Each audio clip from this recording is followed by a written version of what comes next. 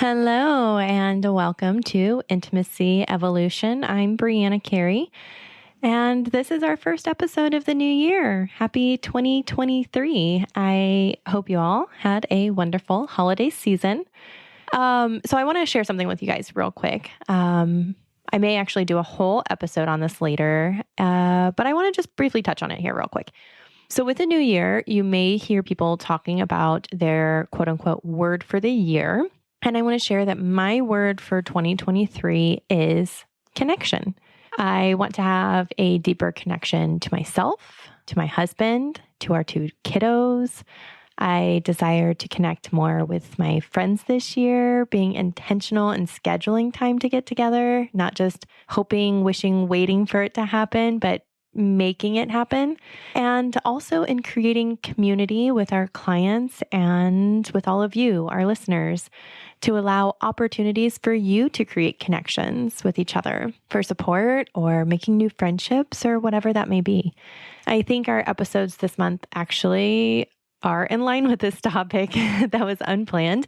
And now I'm wondering if we need to be theming all of our months for the year. So let me know what you think about that. Okay, let me tell you a little bit about our episode today. Mark and I interviewed one of his buddies that he met at the men's retreat back in November, which we've talked a lot about on here. So I'll link those shows below. But I knew a little bit about Scott from a previous podcast that I listened to. And then I started following him on Instagram. And so I knew a little bit, but I got such a deeper understanding of who he is in this interview.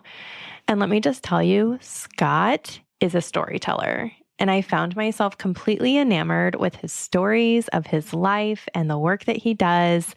I was truly captivated just listening. And since we do Zoom, I was watching him. And I'm just so excited for you guys to get a little bit of that. So who is our guest? Scott Holliday. He has created massive impact on hundreds of men's lives working with their mental and emotional health. His purpose is to create a safe space to encourage authentic expression so that his clients can live with purpose, passion, and freedom. You can absolutely feel his purpose radiate in this conversation. So let's get into the episode. Welcome to Intimacy Evolution with Brianna and Mark Carey, where they discuss desire, intimacy, and how to embrace the changes within your relationship. Brianna has been a sexual health educator for 14 years and is currently working as a relationship and intimacy coach. Mark is a licensed professional counselor and has been running his own private practice for 6 years. Together, they have 2 young kids and have dealt with the many ebbs and flows during their 15 years together. Intimacy evolves over time, and that's okay. Let's talk about it. Welcome to Intimacy Evolution. We have a guest with us today, Scott Holliday. And Scott is somebody that Mark had connected with during their men's retreat. And I know we've been talking about that. And so I would like to welcome you, Scott, to our show. And just give us a little intro to who you are. Hi, Mark. Hi, Bree. Thank you so much for having me on. It's an absolute pleasure and honor to be here. So who am I? Oh my gosh, that's a difficult one to unpack because I've been learning a lot about who I am in the past 2 years, and there's so many different directions I can go with it. From learning about and healing from childhood wounds, abandonment, core wounds, and things like that, to how I've shown up in business and relationships. One of the main topics I believe that's been most prevalent in explaining who I am is my romantic relationships. They've had a huge impact on my life, starting from my parents, because I believe parents and guardians who, however you're brought, people who raise you, they teach you they're the first people to teach you deep love and how you interact. And I learned a lot about myself as I delved deep into my childhood to figure out who I was and how I'm showing up in my romantic relationships. So yeah, I'll start like this. I was born and raised in Jefferson City, Missouri. So a small town in Missouri, state capital of that. I like to call it Jefferson Shitty. So I give you a nice. So, and I was born to 2 amazing parents. They had their own interesting, I like to call them dirty hippies. I don't know how you go on your podcast here, but I'm just going to you speak freely. Yes. Okay. Yeah. So they have a different lifestyle. I won't go too far in the generational thing because I can go back to the grandparents and, et cetera, et cetera. But my dad and mom married. My dad was 19 and my mom was 14, and she got pregnant when she was 14 with my eldest sister. So we already started developing some unorthodox, unconventional family unit style here. And my mother had me when she was 30, and I had two older sisters. So she had grown up with my dad playing a role of like father, husband, and friend. And I think by the time she had me, she was 37 when she left. But by the time she had me, she was wanting to be more than just a mother, and she wanted to experience a little more of life. So she left the house when I was 7 years old. And that was a huge, huge impact for me at the time. It's something that hurt as a young man and not understanding it. But, I took a lot of that pain and I put it inside because I thought that was what a strong man would do is not let things get to me. But that created a distrust for women for me. Or I chose to create that distrust in women through that experience. But it was a weird dichotomy of my relationship with women because I also had my two older sisters and my grandmother. So I loved women. I wanted to be around them and treat them well. But deep down, I couldn't open my heart up fully. So in order for me what I ended up doing is choosing infidelity as a way to protect myself, but it ended up manifesting all my self-sabotaging behaviors. So it kind of give you an idea there. I grew up also, it's important to know that I grew up also in a hypersexual home. My dad was a male dancer during the evenings. He had a company back in the 70s called Magic Men Productions. So whenever Magic Mike came out, I was like, oh my God, you got to be kidding me. My dad had a troupe of dancers, and they would go around and perform. Like it was really not just erotic. It was more like they would go down to G-strings and like that, but they had actual plays and sets. So they did actual entertainment services for bachelor parties. So I didn't realize this was unique or weird until I started telling my friends as I got older. I said, yeah, when I was a kid, mom and dad would come home from the show. Mom would make his outfits. Dad would bring in the black duffel bags at 2 a.m. in the morning and dump out all the bills. And my sisters and I would sort out each denomination, rummaging through God, what knows. So yeah, it's kind of like my childhood. So a weird mix of hypersexuality. And then also my dad, in his own best way, tried to teach me to respect women. So it was a bit of a convoluted, twisted lens in which I viewed romantic relationships and women that pervaded the rest of my early adulthood. Yeah. So it's kind of a general sense of how things began. Yeah. Well, and there's something I want to look at real quick with you and just talk about for everyone else. It's very important that we understand kids, people, we don't know any difference than our family dynamic until usually teenage, early 20s, when we start seeing other families and talking to other people about them. That's all we know, and that's our normal. And that really does, kind of set us up for what our relationships look like until you've alluded to, or you said, until we find out that that's not working for us. And then we do something about it. And at some point, I don't want to fast forward too fast, but you noticed that pattern and you made a conscious decision to say that this is not what I want. Yeah, absolutely. And that's what I'd like to go into real quick next. Yeah. So 2019, I had already been married and had a divorce, ran through relationships through these self-sabotaging behaviors of infidelity, ended up manifesting the destruction of them, all that good stuff. Well, 2019, I was like, I'm going to just be a bachelor. And I really enjoyed that. I was traveling the country, a really successful bodybuilder, winning shows and doing all this stuff. And then I ran into a woman at one of my shows and I started developing a relationship with her. And then a few months later, 6 months later, I decided to move down to Austin, Texas to pursue the relationship. And I really loved the community down there too. I was like, oh, there's something special about it. So my spirit was like, this is where you're going to go. So I chose to move down there and I continued to talk to other women while dating this one young lady. Well, about a year and a half into it, we started having some real issues with communication.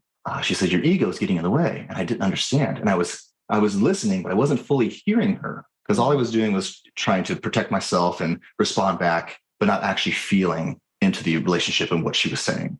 So I hired a coach and spent a lot of money on breaking down ego. And that worked pretty well with establishing communication. But then, her womanly instinct came in. We were about ready to move into a new home, and she pressed me a little bit harder on my social media communication, and everything unraveled. It came to light that I was talking to many, many different women, many different men, and in ways that was outside the boundaries of the relationship. So cheating in essence.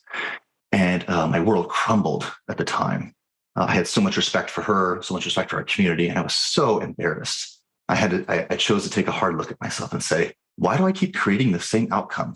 I really thought I was going to have a relationship with this woman for the rest of my life. We were exploring different things in our intimacy, creating a life together, and it just dissolved. So I started asking myself what were, hard questions and answering them honestly. And that started leading my personal development. And I joined Jordan's Manifestations group. I was in a Sex Addicts Anonymous because I felt like I was using sex as an addiction to numb myself from feeling emotions. And then I ended up creating my own men's group called Mentality. Masculine Mentality it's a safe place for men to be open and expressive and vulnerable, which I thought a lot of men were seeking, which they were. And that went really well. And I did a couple of retreats with it.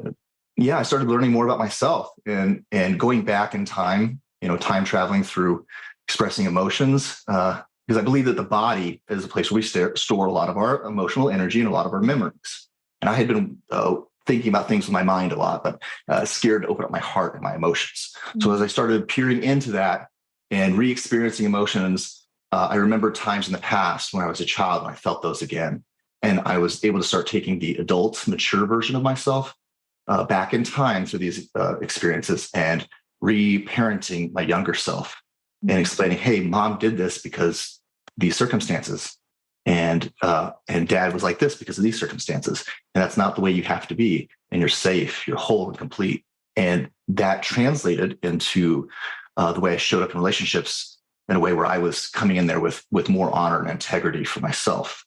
And I wasn't seeking out attributes in other people, other women and men that I liked. So I love the way this person is. And I created codependencies at that time. I created codependencies where I was like, oh, they're like this, they're structured, they're honest. And that's what I want, but I wasn't being it myself. Mm-hmm. So instead of me doing that, I knew that I was coming into the relationship whole and complete, and then just setting a standard for myself. I get really excited about it. So I'm just like, I got to watch myself. I don't go off on a tangent. Oh, and this happened and this happened. Yeah, I think that was very easy to follow. And it's, I'm just watching you tell this story, and it just is moving me. So good. I'm going to be the emotional part of the show, and Mark can keep us in the logical space and keep it going. So I see how you guys work. I love it. Yeah. It's a give and take. You have to have a balance there. So, and I love the conversation about being in your head versus your body. Oh yeah, and what that looks like. And for some of us, can you tell me a little bit more about what that looks like for you? How do you know one from the other? Yeah. So when I notice I'm in my head, there's usually an information gap between what I'm feeling, my thoughts that are going through my head, and what is actually happening in reality. And with that information gap, I've noticed that my ego, or the ego in general, for everyone, it seems to be a common trait, that the ego is designed to separate us from others and keep us safe. But in situations like this, where you have thoughts that are going off your head, and you have reality, and you have any information gap between the two, there's an illusion that's created. And that illusion is usually created to separate us from whoever, specifically in my situation, romantic partners. So a lot of self-doubt, a lot of negative thought would be there. So if I noticed that there was a dissonance between reality and in my thoughts, that I'm usually in my head too much. Mm-hmm. And what I've generally done in my life is done a great job of listening to my heart and emotions that I've felt, not in my romantic relationships, but in general, how I'm operating my job, my career, and making transitions like that. So that's a great question. Let me think a little bit more about that. Does that kind of answer what you're looking at right there with the determining the difference between my thoughts and being in my head and being in my body? Yeah, definitely. And like you said, it being in our head too much creates distance between us and another person, as well as distance between us and ourself, our authentic being, right? And so it really does isolate us. And so I just want your opinion on this. What do you do to get back in your body? Oh, yeah, great. So one of the main things that I do is gratitudes for what I have and what's around me, what I've created, where I've come from. Silence, meditation, and breath work can be extremely grounding. I like to be part of nature, taking a walk with my family. This sounds so simple. It's like just taking a walk with my dog and sitting. But one of the pieces of advice I give my clients is whenever they're like running in their head, and this is the same advice I give myself, they notice that they're in their thoughts, in their minds a lot, to take time for stillness and observe the thoughts, become the observer and don't attach to them. It's been extremely beneficial, and it's given me clarity and separation between my mind and my higher self. As I sit in meditation, I just watch the thoughts go by. And if I do start to attach to one and go down a tangent or go down a rabbit hole, then when I notice that, I stop giving myself grace and let that thought go by. Biohacking things can be really helpful too, like cold plunges, but I don't like cold plunges. Too much shrinkage. Yeah, too much. To go with what you're saying, I find when I change my body position, it changes a lot. Mm-hmm. When I do something if I stand up, if I put my chest up, my shoulders back, changing my body position, and I love that you say let those thoughts run and watch them. I often say because I love the beach and the ocean and all that. I visualize my thoughts as waves, and I let them come and they go. They just kind of roll in and then they recede, and they roll in and they recede. And that's my visualization of the same thing you're saying. And I just, I think it's so powerful. Yeah, I'm glad you brought up body positioning.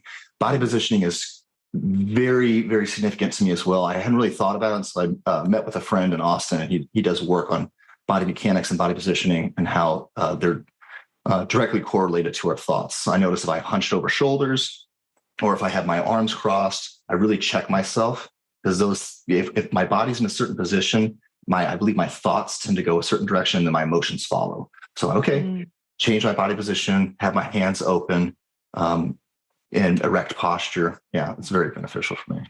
Yeah, and it's one of the most simplistic and easiest things to hone in on, that your body's telling you something.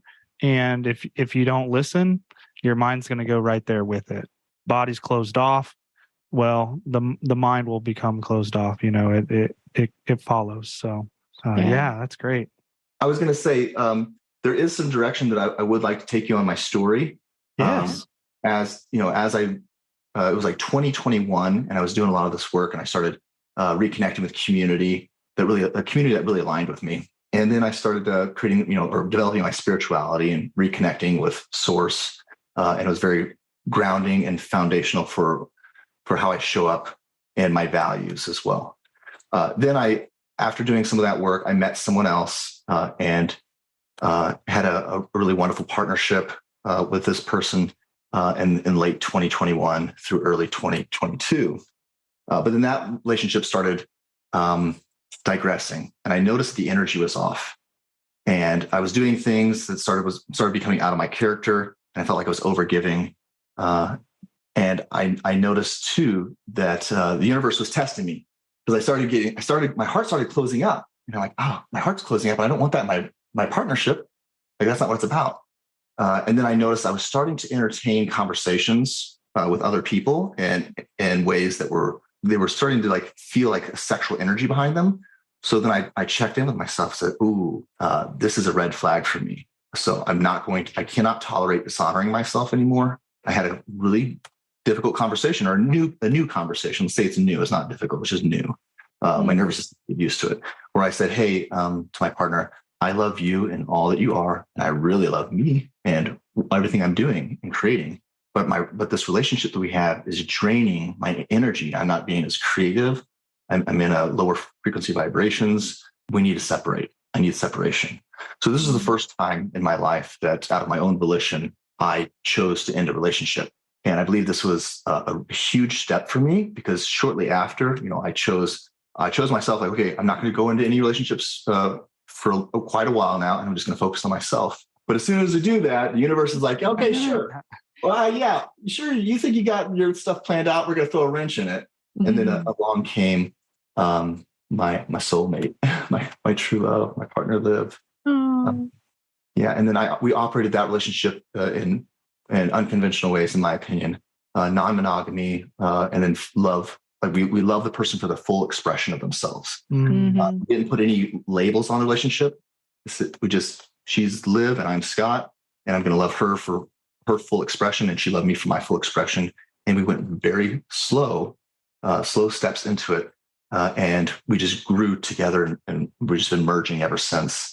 And it's been, I watch like rom-coms or love stories, and they talk about true love. And I'm just like, I know what true love is now. It all started, I did it exactly the opposite of what I had in the past. My deepest and darkest shames, I told her immediately at our first date. This is the biggest shame that I have about myself. And she's like, that's okay. I accept it. And then from there, we've maintained and paid loving attention to a clear container. So now my relationship is an anchor for me to make sure that I'm showing up in integrity in all areas of my life. And it's incredible because whenever she tells me that she loves me, I know that she loves all of me, even all my flaws. And that's so empowering because in the past, I would hear my partner say they love me. I'm like, oh yeah, you love what I show you, but you probably wouldn't love if you saw me communicating with this other person and it didn't feel trustworthy. But now I could literally take her consciousness into my brain, and everything she could see there, she already knows. And if there's any shadow that she sees, it's because I didn't see it. It's been extraordinary, and it's set a standard for who we have in our lives. And, it set a standard for our friends. Our friends have grown because of this, because we don't tolerate incongruencies. We don't tolerate this deceit. Yeah, it's been amazing. That is so beautiful and very special. And I am just in awe because I feel like how powerful it could be if every relationship started out like that. If you just show up and say, this is the darkest part of me, this is what you're getting. And they're like, okay, I'm not capable of handling that. Great. Like you just saved yourself a lot of headaches, Years. Oh yeah. Right. And so I just, I think that's really great. And then just also how empowering for you to notice in that previous partnership that you were not being yourself and not being fulfilled in that. And you were able to speak to that and say, hey, this isn't working right now, and I'm going to need to take time for me. So just empowering yourself in making the choice instead of it just happening to you. Oh, I used to do that. I used to know that the relationship wasn't working out. So I just increased my infidelity and allowed myself to get caught, just kind of a lazy way out of it. And I wouldn't be able, it would be more difficult for me to show up in full truth and transparency at the beginning of the relationship if I didn't fully love myself and what I was creating. Because I was going into the relationship without seeking, I think a lot of people go into relationships seeking from their partner things that they feel inadequate about themselves. I didn't need her or anybody, is what I felt. And it made it much easier for me to this is my shit. If you don't like it, cool. We'll just hang out tonight and I'll go somewhere else. That's why I think it's so important for people to understand or come to the understanding that they're whole and complete on their own. And very mindful before they go and engage into relationships, what it is their intention is and what they're searching for, and making sure that they're at least cognizant if they're looking at some kind of quality in another person, that maybe they should edify it in themselves as well, because that creates codependency, in my opinion, or it did for me. That's what's coming up for me as you talk about some of that stuff is just the idea of a mirror and the mirror effect. Oftentimes if we have a complaint about others, we're talking about something we don't like in ourselves, right? Or something we're looking for in others, we're really looking for in ourselves. Okay. And there's such beauty in that, and sitting with that and acknowledging that and working with that. And yeah, you did the hard shit. I was doing the easy shit for so many years. It was time for me to do the hard shit. But man, it's so worth it. And that's the same thing that, when I work with people or if I'm talking with friends, that I do my best to reflect that to them. Like, hey, if you go through the hard stuff, it takes 15, 20 seconds to go through it, because you got to just say it and feel it, or maybe it takes 5 or 10 minutes. But if you don't, you create your own hell and you torture yourself over years of holding on to that same fear or whatever it is. And it's miserable. And I lived that. And I was so done with living it and experiencing the other side of it. It's like, oh God, I'm not going back. And I'm going to do my best when people invite me to help them. So for people that might resonate with this, and for men, where does men's work start? How does that start? How did you, what are your tips, and like, where does the guy start? I believe it starts with taking inventory and accountability on your behaviors and your actions. This is definitely a more difficult question, it feels like, to answer. And I don't want to answer it ambiguously, but oftentimes whenever I'm working with somebody, it feels like it's very custom to who that person is and what they're doing in their lives. I do know one area that's been extremely beneficial is completing relationships. And this is where we go back to where we're very impressionable as children, and anywhere we take inventory on any resentments, grudges, guilts, or whatever negative emotions we've had from our past. Specifically with parents, I think this is a great place to start. Where are you holding on to trauma or baggage with your parents, and resolving that, coming to completion with that? And we do that by going through understanding where were our parents at when they were committing these transgressions amongst us or against us, and what were they going through? Because the understanding will lead to empathy and compassion and forgiveness. And then when we can forgive those who we feel transgressed on us, then we can detach from the stories. And I notice whenever we have conflict in relationships, it's often due to where we've been hurt from others in the past. And we don't want that to happen again. And we haven't stood up for our ego, stood up for ourselves. One of the trickiest places can be forgiving ourselves when we were the transgressors. That one can be really difficult. I had to do this with my mother. I was actually, when I was in a marriage, I had an affair during my marriage with an older man for about 3 years. And I did get some value out of that relationship. He did ask me one time, he said, hey, don't you think that you keep judging your mom as a mother and you haven't taken the opportunity to look at her as a woman or as a young woman who went through some shit? And I was like, oh my God, you're right. So shortly after that, I was about 25, 26. I went and had a dinner date with my mom or a lunch date. And I said, I forgave her, or I forgave myself and apologized to her for over the years holding resentment towards her for leaving and not seeing her as a human being who's going through shit. So I started catching that and healing my relationship with my mother by looking at her through a different lens. Because I think when we confine people to roles and identities, we dehumanize them. And that's not beneficial for having healthy relationships, to say the least. Yeah. So that was really helpful for me to do that, and forgiveness for my mother and for myself. And well, for someone who said that you would have an ambiguous answer, that was a very specific and beautiful answer. Yeah. So cool. I just wanted to point that out and recognize you there. Yeah, I definitely had some ahas come through for myself. So I'm like, oh, there's some forgiveness work I still need to do. So yeah, it's tough. It's tough. There's a lot of it. And it's so hard for children. For when I was a children, or I think my children, they are the center of their own world. So anything that happens to them, it was immediately their fault. They take, we often get on adults for not taking enough responsibility, whereas children take all of the responsibility. And so, working with our child self and recognizing that, we were a human as well, and we were maybe not responsible for adult things, is very powerful. Well, absolutely. If you're a child, or when you're a child, you are fully dependent on your life, your safety, your food from your parents. So if something happens outside of your control, it's difficult to allow or accept that, because then we have to admit that we're not in control of our lives. And I think it's really difficult for humans to accept that at points, because if you're not in control of your life, you're in chaos. So I think it's a common thing for children to take responsibility for some things, because then they feel like they have a power to, take on mom's emotions and try to console her or shrink themselves in order for them to not be in trouble, or to make their parents feel better.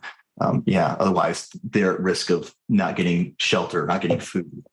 Being a child is difficult. Being a parent's even more difficult.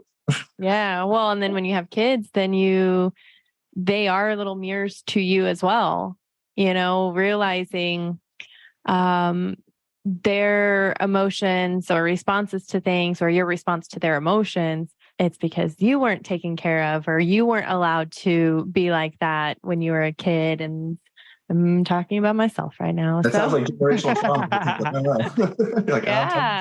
It's a challenge. It brings up a lot. It sure does. And so the work is never done. There's always going to be something. You're going to be like, oh, we got to deal with that again. So, okay. I work with a lot of parents. I don't myself have children, but I do work with a lot of parents. So I speak very limited on this. I just watch myself because I don't want to speak for parents, but I do think that there are, just generally in the way that you treat humans, it transmutes into parents and children. But I do try to be mindful, or I am mindful of how I speak on parents and children dynamic, because of the fact that I don't currently have children. But I've learned a lot about parenting and through my work with my clients. So, and you have an outside perspective, which is nice too.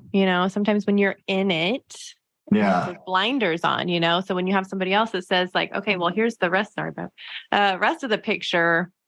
How about we look at some of these other aspects? I think that's helpful too. So you definitely bring different perspective, which is good. Do you ever find yourself caught up in the hustle and bustle of life that you can't remember the last time you and your partner had sexy time, or that you enjoyed a solo pleasure session? Maybe you have thoughts like, I don't really care if we even have sex. First, I want to say that you're not alone. I get it. Life can be rather exhausting, and sometimes sex is the furthest thing from your mind. But really, it's something you need to make time for, just like you do everything else. Not just because you deserve to feel good, but orgasms provide so many amazing health benefits that could help alleviate a lot of the stress and other struggles you might have. Easier said than done, right? This is where I can help. I'm offering an 8-week program for women that are ready to reclaim their desire. It starts January 11th, and you can find the link in the show notes to get started. I look forward to seeing you there. I'm going to take it a different direction real quick, because I want to get your opinion.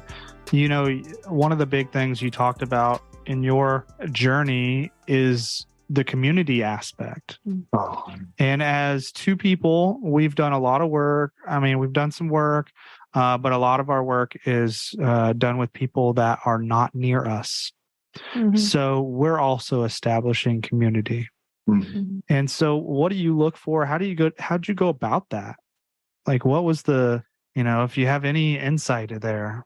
That's a good question. I did community in two different avenues. One where I built it myself. Okay. That was more business orientated and being of service to others. That was the mindset and intention there. So I built community that way by advertising or just conveying what I was wanting to create is a place for men who felt isolated, to have a place where they can open up their heart and feel safe and be seen and heard by others. I know that, traumas are created by going through varying degrees of difficult situations, isolated, alone. Mm-hmm. And to heal those traumas, we either go back with our more experienced, wiser self and revisit those traumas, or we have an even faster method, I think, is being in community and having others witness us through it and hold us and support us. Those are excellent ways to do that. So that's what the men's group that I created is mainly about, is these men just having a place they go to several times a week to connect and to be like, hey, I'm going through these difficult times. And what I've noticed too, Mark and Bree, is through my personal development journey has been, at first I was looking for someone to help give me the answers, give me the keys. But a month into it, I started realizing no one has them except for myself. It's me. And I started getting a fine-tuned ear on when my intuition, my inner guidance system was speaking up and listening to that. But it was extremely beneficial just to have conscious friends who didn't have a bunch of baggage or biases and trying to, invalidate my experience. Oh, you're going to be fine. Your life's good. Or just having friends who had clear containers so that they could just hold me and I could dump all my shit out and I could sort through it. And, mirroring and reflecting areas where I was maybe not seeing certain perspectives. That's what I look for in my community. I'm kind of answering the other one, but I look for communities where people are showing up and they're willing to do constructive criticism on me, have fun and play. That's huge for me. Similar values, like my communities are really of service to others, and we check ourselves if we're doing things that are just selfish, not just selfish, but selfish and detrimental to others. Because I think it's important to take time for ourselves, of course, and to make sure our vitality is up for our mission.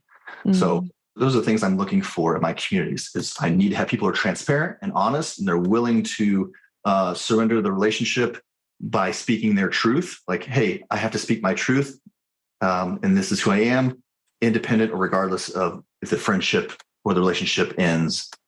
I respect that a lot. And people are able to also receive constructive criticism and feedback. It's very important because I'm all about growth. I've seen how much value growth is to me. Like two of my core values are experiencing life and being of service to others. And in order for me to experience life, I need to be able to adapt, receive critique, and grow, and have a healthily integrated ego so it doesn't stunt me from growth. Okay. That's really important to me. And being of service to others, and that requires me taking care of myself. So having some self-care so I can show up 100% for others. Those are two of my core values. And that's what I was to say. For experiencing life, I noticed that I was inhibiting myself from experiencing more life by sabotaging my relationships through infidelity. Now that I've cleared that up, my partner and I have so many new experiences from just traveling to conversations, learning about one another through various intimacy settings or whatever. And if I'm not learning and growing, I'm not allowing myself to experience more of life, because I believe that I believe that we're all incarnations of Source or God or whatever you want to say. Okay. I believe that we're all here experiencing life to data collect and get more information and more experience. So I think it's my sacred duty to continue to do that. So those things really keep me aligned with wonderful things in my life, and leading with love is really important. I believe that I've been fortunate in my life to experience a lot of opportunities because I've always chose to lead with love the best I could at the time. There's some times where I wasn't being very loving. That's for sure. When I was showing up, but that's how I look. That's what I look for in a community. Yeah. And oh God, man, when I was at the Man Meet retreat with you, Mark, and Jordan, I was like, Jordan's group and his community aligns so much with my values, because there's conscious work, there's a lot of play, there's some very fun sexual exploration stuff. And like I during Brian's sound bath, I set an intention like, I'm going to be part of this community or create community like this. And then after that, several hours, I went and talked to Jordan. I was like, hey, he invited me there to help facilitate the experience. So I was very fortunate that I was like, hey, I want more of this. If you're open to it, I'm not attached to this, but I want more of this in my life. And then at the end of the retreat, the universe tested me. It's like, oh, okay, motherfucker, you want more of this. Jordan's like, who wants to work with me for X amount of dollars? And my body was, my hand went up, and I noticed my body was in full alignment. And then my mind started saying, no, you can't afford that. Don't do this. What's wrong with you? You talk to Liv. But then I was like, oh, that's my thoughts. I need to go with my intuition, what my body says. And the universe has given me this opportunity. And am I going to squander it? Am I going to shrink, or am I going to rise? So I was like, I'm going to rise to the occasion. Yeah, here I am. I love that you shared that. I'm proud of I Mark did too. some of both. Yeah, I got a call after he was telling me about it. I was like, good for you. Yeah. Taking, no matter what Jordan teaches me or whatever we go through and learn, the mere fact that I've committed so much of my finances towards this has lit a fire under me. And that's one of the main values. If I don't talk to Jordan for 6 months, I know that, whatever I will, I know that I'm going to be looking at all areas of my life and trying to optimize them. Yeah, committing to yourself. Yes, there you go. Investing. Take my words right out of my mouth. Yeah. I believe in me and I'm going to friggin' do it. Exactly. Yeah, it's so important. And I think that that's what all of this is in a way, right? Like trusting in yourself to lead yourself. I completely agree. Yeah. You're there. Yeah. I look back anytime I'm afraid, like, oh, I can't do it. I look back at the rest of my life. I'm like, oh, I've never not had a roof over my head. I've always been able to feed myself. I've always taken care of myself. I can rely on myself. And it's just another reminder. Yeah. Commit to yourself and put action behind it. That's my takeaway from that moment right there. Yeah. Oh yeah. Yeah. And also when the universe gives you something, don't squander it. Don't look away. Yeah. I've been telling him that I was like, the universe has been awfully cheeky this week. There's been some things that have been popping up. I'm like, okay, I hear you. All right. Same with him. He's like some things. So yeah, just getting a little cheeky, like kind of just like, those moments where you're like, okay, but I'm just going to kind of just wait. I'm going to push that back a little bit. And then that like comes at you and you're like, okay, like I'll do it. I'll do it. So I'm being cheeky, but so that's another tenets that I like to live by. I can't speak them all right now. I don't think I can remember them from memory, but there's the creator's context in which I like to operate my life and my behavior. And I can pull this up right now. So number 1 is be your word, and that's be your word to yourself, honor and integrity. Number 2, you are whole and complete, just as you are. You're never broken. Number 3, you take 100% responsibility for your choices and your experiences. That one's important to me because I noticed if I'm in a victim mindset, that leads to a lot of subconscious behavior patterns, a lot of crap in my life. We'll just keep it like that. There are no accidents. As I operate my life and I say there are no accidents, coincidences, then I take things more seriously. I take things more accountability, and it seems like more opportunities arise to me. Number 5 is you don't know what you don't know. This keeps me open to being wrong.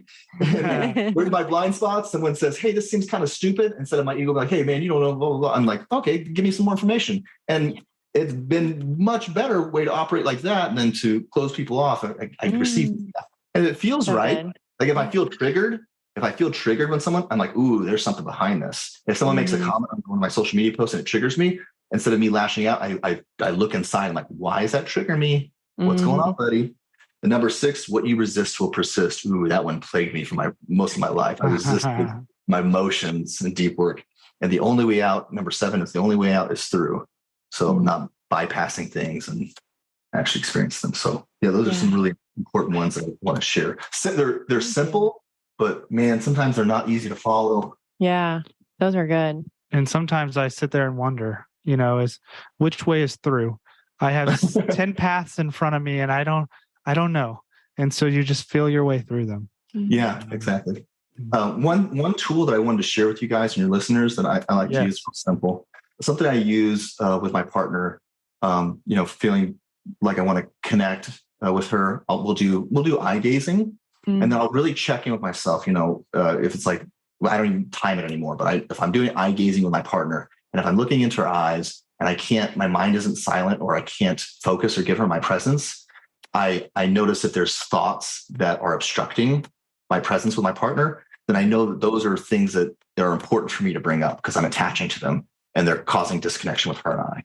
So if I'm having, it was a few weeks ago, I came back from Yosemite National Park. We have a non-monogamous relationship, but there's certain things that feel true to me. Like we don't have a desire to go out and do things on our own because we really enjoy all our experiences together. So if we have any non-monogamous type action or whatever with someone we bring in.